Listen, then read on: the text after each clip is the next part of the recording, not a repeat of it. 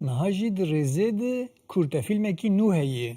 Derhêner Metin Ewş kurtefîlmê xwe nû yê bi navê Xezîne bi fragmanekê danasîn û derbarê vî fîlmê de bersiva pirsê me dan em binerin bê ka ev fîlmê Metin Ewş li ser çi dizî vire, mijara wê çi ye û kî tê de dilîzin. Buonu takara. Hoşuma takara şirin.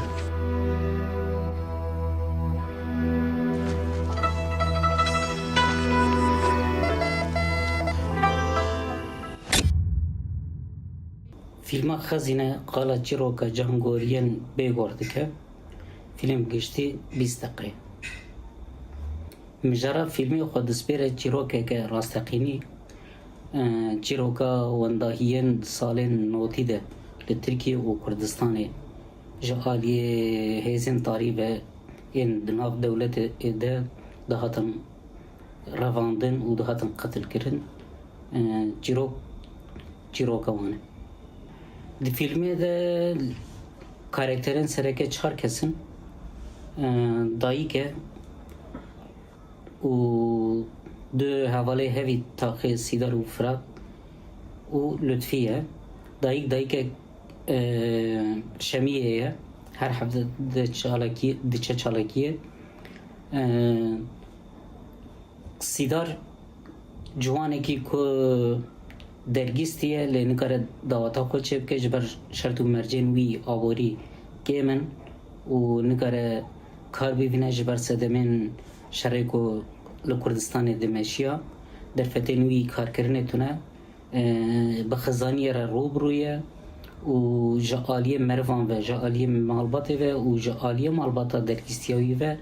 تمید بند زخته که ده و دخوازه که با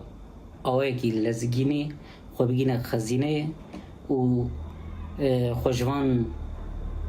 دردان رزگار بکه فرات حوالیوی تاقیه کسی که موتیواسیوناوی لسر دولمند بونه و تمیل دو خزینه دیگره هر دو به هفره چیروکه ده هرکی ننشخوه لطفی جی کسی که ام بیجن نقشین خزینه تفروشه هر چهار کاراکتری مگریدانه هم دوی رنگیه فیلم نو قدیا آن همه دست بلاف کرنه کریه و دست بکه دل فستیوالا به نشاندن و پشت رژیه می بدن تلویزیونه و مدیا دیجیتال امبر خودن کار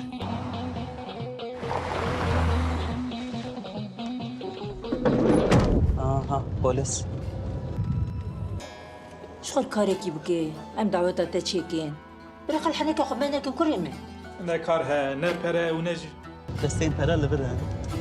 پره خلامی تایه یا چیشه خزیل ارمنه ده قصر شک بهه کاش برا بجه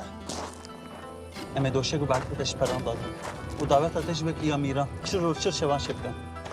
اما بلا جاره که شانسی ملوه ما چه بره برنه که به البته می روشه که تا اجازه رو بدن سر خواه